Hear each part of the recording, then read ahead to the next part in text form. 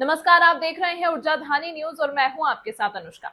सिंगरौली जिले का मोरवा क्षेत्र बड़े पैमाने पर एनसीएल के जयंत एवं दूधी चूहा परियोजना द्वारा विस्थापन किया जा रहा है। इस क्षेत्र में एनसीएल द्वारा सेक्शन 9 लगाकर ड्रोन सर्वे कर लिया गया है। साथ ही एनसीएल ने नापी मूल्यांकन की भी तैयारी पूर्ण कर ली है, लेकिन अभी तक किसी भी प्रकार का रोड मैप जारी नहीं किया गया है, जिसे लेकर विस्थापित संगठनों के द्वारा इसका विरोध किया जा रहा है। विस्थापित संगठनों द्वारा कहा जा रहा है कि पहले एनसीएल अपना रोड मैप जारी करे, इसके बाद ही नापी का कार्य शुरू किया जाना चाहिए। विस्थापित संगठन अपनी 24 सूत्रीय मांगों को लेकर एनसीएल को पत्र लिखा है, लेकिन अभी तक एनसीएल उन 24 सूत्रीय मांगों पर कोई पहल नहीं किया, जिसे लेकर स्थापित संगठनों एवं विस्थापितों में आक्रोश दिख रहा है। इस संबंध में आज अंतर्राष्ट्रीय मानवाधिकार एवं अपराध नियंत्रण संगठन के राष्ट्रीय महासचिव अमित तिवारी ने ऊर्जा धानी न्यूज के संपादक प्रदीप तिवारी के साथ फेस टू फेस कार्यक्रम के माध्यम से एनसीएल पर मनमानी तरीके से कार्य करने का आरोप लगाया है।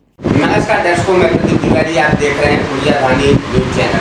आज हमारे साथ फेस टू फेस कार्यक्रम के खास मेहमान हैं अंतर्राष्ट्रीय मानवाधिकार एवं अपराध नियंत्रण संगठन के राष्ट्रीय महासचिव अमित तिवारी जी। तिवारी जी, बहुत बहुत स्वागत है आपका ऊर्जा धानी चैनल।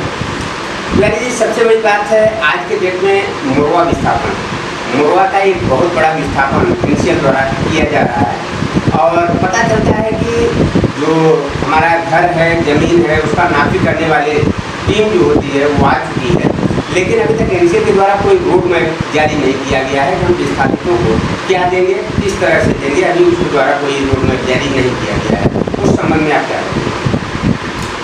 जानकारी मिल रही है कि टीआईएसएस की टीम आ गई है, जयंत में वो लोग ठहरे हुए हैं और अभी तक जो हमारी निरंतर इनसे डिमांड रही है, हम लोगों ने हमेशा एनसीएल से ये कहा कि भाई आप कुछ भी करने के पहले, नापी करने के पहले एक रोड मैप हमको दीजिए। आप ये बताइए कि हमें क्या देने जा रहे हैं, हमें कहाँ बसाने जा रहे हैं, हमारे ज़मीन का क्या मुआवजा देंगे, घर का क्या मुआवजा देंगे, ज़मीन में आवासीय भूखंड है उसका क्या देंगे, व्यावसायिक है उसका क्या देंगे। तो ये लोग अभी तक ये स्थिति स्पष्ट नहीं कर पा रहे हैं, तो अस्पष्टता की स्थिति बनी हुई है और इससे लोगों में निराशा का भाव भी जग रहा है।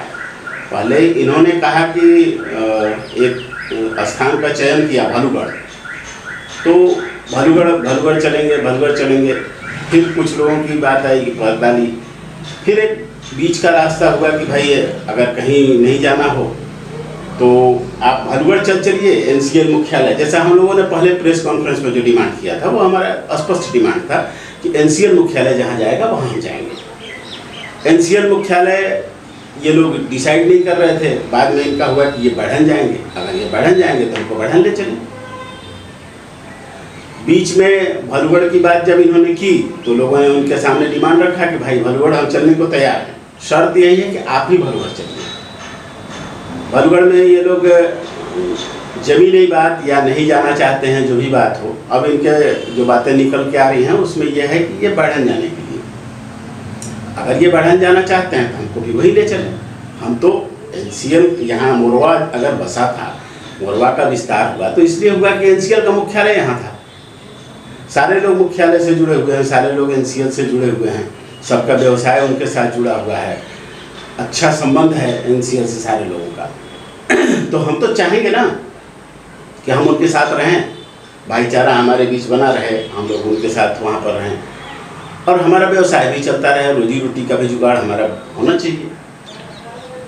तो देश के भिन्न भिन्न क्षेत्रों से लोग आके यहाँ बसे हैं, अलग अलग क्षेत्र से, और ये इसको मिनी इंडिया हम लोग बोलते भी, भारत के हर क्षेत्र के लोग यहाँ हैं।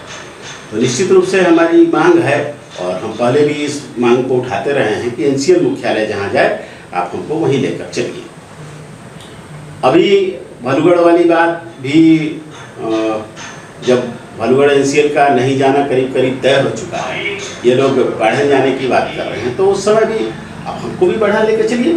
हम तो शुरू से यही डिमांड कर रहे हैं। बीच में कुछ लोगों ने डिमांड उठा दी, कोई भालूगढ़, कोई पड़ताली, कोई खिरवा, इस तरह की। तो ठीक है, अपना अपना सबका विचार है, उसमें मुझे कुछ नहीं कहना है, सबके अपने अपने मत हो सकते हैं और हमारे बीच मत भिन्नता हो सकती है, मन में खटास नहीं होनी चाहिए। मन में आपस में जो सौहार्द हम लोगों का बना हुआ है और सिंगरौली की जो संस्कृति है जो संस्कार हैं हमारे, उसको हमको बचा के रखना भी हमारा दायित्व बनता है। अभी भी एनसीएल सारी तैयारी कर रही है, एक एक कदम आगे बढ़ती जा रही है। आज तक वो स्पष्ट नहीं कर रही है कि वो हमें क्या देने जा रही है। अगर हमको ज़मीन ही देने जा रही है तो कहाँ देने जा रही है, ज़मीन नहीं देगी तो उसके एवज में हमको क्या देगी। अब जो हमारी बात है, तो अगर वो बढ़न जाना चाहते हैं तो ठीक है, आप बढ़न जाइए। बढ़न में आप कह रहे हैं कि हमारे पास ज़मीन नहीं है, तो ठीक है, बढ़न का जो ज़मीन का दर है उस दर से आप 40 बाई 60 का प्लॉट देने की बात कर रहे थे, उसकी कीमत हमको दे दीजिए। हम अपने मन से खरीद लेंगे, जहाँ मन होगा वहाँ खरीदेंगे, जैसे मन होगा अपना बना लेंगे।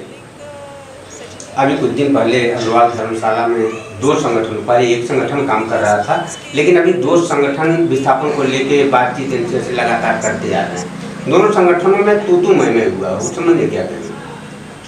मैं उस समय यहाँ था नहीं, जो भी हुआ वो अप्रिय हुआ। ये सिंगरौली का संस्थान है और दोनों संगठनों में काफ़ी वरिष्ठ लोग हैं और बड़े समझदार लोगों का जमावड़ा है दोनों जगह। दोनों लोग बड़े पढ़े लिखे लोग हैं और दोनों का सोच बस एक ही है, सिंगरौली की जनता का भला। दोनों एक लाइन पे काम कर रहे हैं। मकसद क्या है दोनों का? सिंगरौली के लोगों को अधिक से अधिक लाभ कैसे पहुंचाया जाए, एनसीएल अधिक से अधिक लोगों को कैसे मुआवजा दे पाए, कहीं लोग ठगा ना जाए, इसलिए वो प्रयास कर रहे हैं। मेरा दोनों गुटों से निवेदन है कि एक मंच पे आइए, एक साथ मिलकर लड़िए। आप जितना टूटेंगे एनसीएल को उतना फायदा होगा। अमित जी, बात करें वार्ड क्रमांक 10 का, कुछ वर्ष पहले विस्थापन हुआ था। मकान की नापी हुई, किस तरह की नापी हुई, क्या हुआ, वो एनसीएल के सिवाय कोई हितग्राही विस्थापित नहीं समझ पाया है। और जो भी एनसीएल नापी किया था अपने हिसाब से पेमेंट किया। लोगों में तरह तरह की बातें आई कि जो मुआवजा बना है कम बना है, मेरे मकान का क्षेत्रफल ज़्यादा है, किसी का छोटा घर है ज़्यादा मुआवजा मिला है, बड़ा घर है उसको कम, मैंने अपने तरीके से एनसीएल मनमानी तरीके से मुआवजा का वितरण किया था। अभी ये विस्थापन जो होने जा रहा है, इस तरह की स्थिति निर्मित न हो। देखिए, जो नापी की जो टीम आई है, मेरा एनसीएल से भी निवेदन है, आपके माध्यम से मैं उनसे निवेदन करना चाहता हूं कि आप नापी कीजिए और नापी की एक प्रति गृह स्वामी को भी दीजिए। उनको भी पता होना चाहिए कि मेरी कितना ज़मीन है, मेरे कितने घर कितने स्क्वायर फीट में बना हुआ है, कितना स्क्वायर मीटर मेरा एरिया बनता है, क्या बनता है। तो उसका एक रिकॉर्ड हमेशा स्वामी को देना चाहिए। और टीआईएसएस की टीम जो आई है उनको एक फॉर्मेट दिया जाए जिसमें से एक पेज वो हमें भी दें, क्योंकि हमारे पास तो कोई रिकॉर्ड ही नहीं रहता है, सारा रिकॉर्ड तो आप लेकर चले गए। और सिंगरौली की जनता से भी मेरा निवेदन है कि अगर वो आपको आपकी प्रति नहीं देते हैं तो आप उस पर दस्तखत ना करें, जब तक वो आप निश्चित कर दीजिए कि इस समयावधि में आपको ऑब्जेक्शन करना है। अगर आपको कहीं नहीं मंजूर है उस अवधि में हम लोग अपना ऑब्जेक्शन अगर होगा हमारा बंद करेंगे।